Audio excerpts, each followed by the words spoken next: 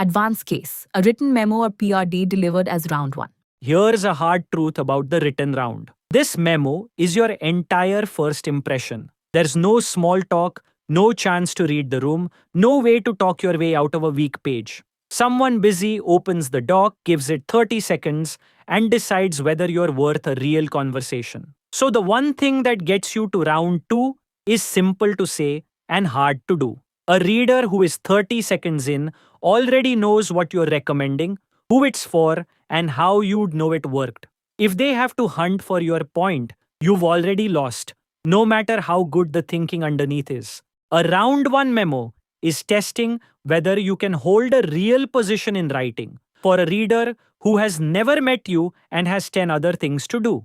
It's the closest thing an interview has to your actual job because most PM decisions get made off a doc, not a whiteboard. They want to see that you can size a problem with a number, commit to one recommendation, cut scope on purpose, and prove you'd measure the model and not just the funnel. In the next few minutes, I'll give you the memo structure that survives a skim, the 6 things that go in it in order, a fully worked example you can copy the shape of, and the specific ways strong candidates quietly signal they've shipped an AI feature before.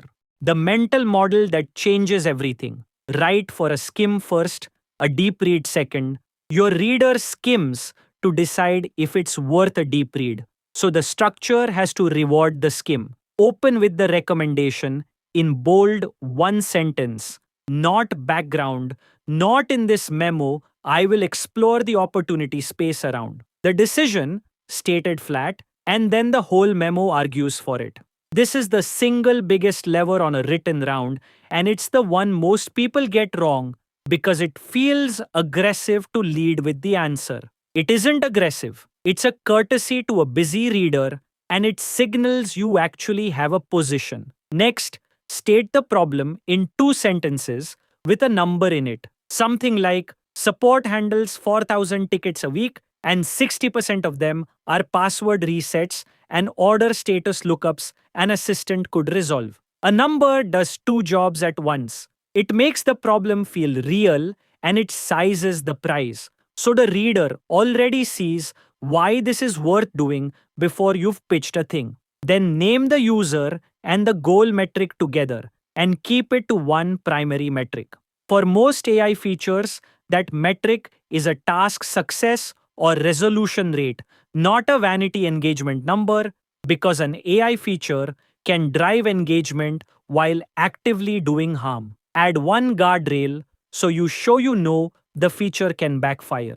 If your assistant deflects a ticket, but the customer just comes back angrier the next day, that's a loss dressed up as a win, and the guardrail is where you prove you see that. Solution block. State V1 scope and state what you cut.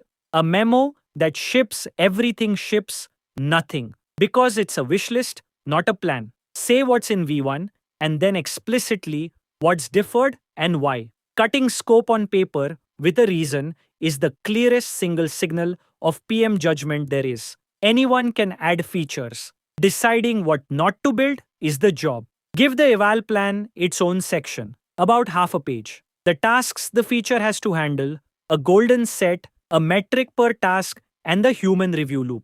This is the part that separates an AI PM memo from a generic product memo. If a hiring manager reads your eval section and thinks, this person has watched a model fail and built the evaluation loop to catch it, you're through. Close with risks and open questions and be honest about them. 3 real risks, each with a mitigation. 1 genuine open question you'd resolve with data rather than pretend you've already solved. Total certainty on paper reads as naivety. A calibrated, here's what I don't yet know and here's how I'd find out, reads as someone who's shipped before. Let me build one so you can see it land. The memo prompt, should we add an AI resolver to the support inbox? Line 1, in bold, recommend we ship an AI resolver scoped to password resets and order status lookups, targeting 35% automated resolution within 1 quarter. That's the whole answer in 1 sentence before anything else. On-screen reference block, The memo. Problem: 4,000 tickets a week, 60% are too repetitive intents. Median human response time is 6 hours. User plus metric.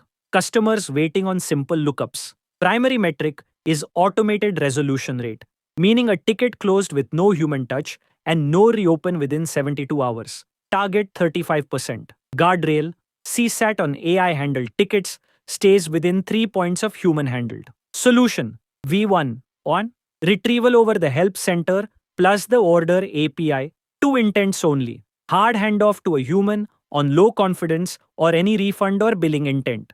Deferred. Refunds, multi-turn troubleshooting, other languages. Eval plan. 500 ticket, golden set from real history, labeled with the correct resolution. Metrics. Resolution accuracy, false resolution rate, handoff precision. LLM judge on transcripts. Human review on every false resolution plus a weekly 5% audit. Risks. False resolutions erode trust, help center drift breaks retrieval, measured deflection hides repeat contacts. Walk it through. The problem line does the sizing for me. 4,000 tickets, 60% in 2 intents, 6-hour waits. The reader now knows the prize is big and the target is narrow, which is exactly the combination that makes a scoped V1 look smart instead of timid. The metric is where I'd spend my defense because it's built to resist gaming. Automated resolution rate isn't just ticket closed by the bot, it's closed with no human touch and no reopen in 72 hours. Why bolt a 72-hour window on? Because a naive deflection metric goes up every time the bot fobs someone off. And then that customer opens a fresh ticket the next morning, angrier, and your dashboard still says, you won. The reopen window closes that loophole. When you show a metric you've deliberately hardened against gaming, you're telling the reader you've watched a real metric get gamed and you're not going to let it happen again. The scope cut is doing real work too. I'm shipping 2 intents and hard handing off on anything involving money or a refund. That deferral isn't laziness, it's risk management. Refunds carry financial and trust risk, and they need a bigger, more careful eval set before I let a model near them. Saying, I cut this because of risk, not because I ran out of time, is the sentence that reads as judgment. Now the eval section, because on an AI memo, this is the whole game. 500 real tickets, labeled with the right resolution, frozen so I can compare versions.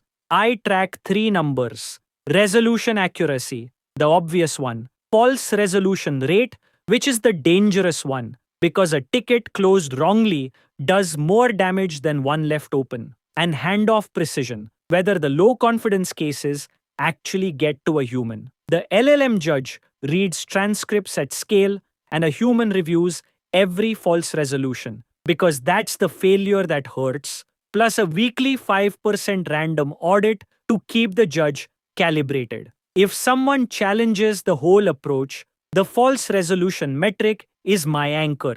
I'm not optimizing for close the most tickets, I'm optimizing for close them right and caught myself when I didn't. And the risks stated straight. False resolutions erode trust, so I bias low confidence cases toward a human handoff. Help center content drifts and quietly breaks retrieval, so I re-index monthly and add a staleness check. And measured deflection can hide repeat contacts, which is exactly why the 72-hour reopen window is baked into the primary metric rather than bolted on as an afterthought. Notice the risks and the metric design are talking to each other. That coherence is what makes a memo feel like one mind wrote it. Let me do a second one, faster, so you see the skeleton isn't tied to support tickets. The prompt asks if we should add AI-generated first drafts to our marketing content tool. Line 1, in bold, recommend we ship AI first drafts scoped to short-form social posts only, targeting 40% of drafts published with light edits within a quarter. Then the problem with a number. Our users create roughly 12,000 social posts a month, and time to first draft is the step they abandon most. Next up, the user and metric. We're targeting solo marketers and small teams. The primary metric is the light edit publish rate, meaning a draft that goes live with under 30% of its text changed. That measures useful, not just used. The guardrail is that the brand safety flag rate stays flat, so we're not shipping speed by loosening what the tool will say. For the V1 solution, it's short form posts only, grounded in the user's own past posts for voice with a hard block on anything the safety classifier flags. We explicitly defer long form blogs and ads because those carry legal and brand risk and need a proper eval set. Finally, the eval plan and the risks. We use 400 real briefs, human rated for on brand voice and factual grounding, with an LLM judge doing a first pass and a human reviewing every safety flag. The main risk is that a confident off brand draft trains users to distrust the whole tool, so the voice grounding metric gates the release. Same 6 blocks, different product, and I got there in under a minute because the structure does the thinking for me. That's the whole point of having a fixed skeleton. Under time pressure, you're filling a shape, not inventing one. Here's what makes them lean in. The recommendation is the first thing on the page. In one sentence, they could quote back to a colleague without rereading. The primary metric has an anti-gaming definition built in, that no reopen within 72 hours clause, which shows you've watched a metric get gamed in real life. And the scope is cut on purpose, with the cut justified by risk rather than by I ran out of time. Those 3 signals together say this person has run a real feature, not just written about one. There's a quieter signal too, which is that the memo is easy to argue with. A good reader should be able to disagree with your recommendation precisely because you stated it precisely. That's a strength, not a weakness. A vague memo can't be argued with, but it also can't be believed.